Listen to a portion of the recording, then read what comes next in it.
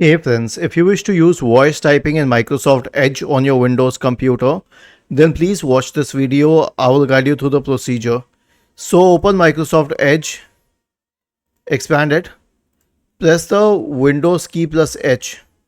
Okay, you see this small pop-up here which says voice typing turns your voice into text with Microsoft Online Speech Services. Select the microphone button to start voice typing. This will also install device-based speech recognition. Now, all I need to do here is that whenever I click on something, I have to press this voice button here. Okay, and then it will start recording my voice. Okay, obviously after giving the necessary permissions.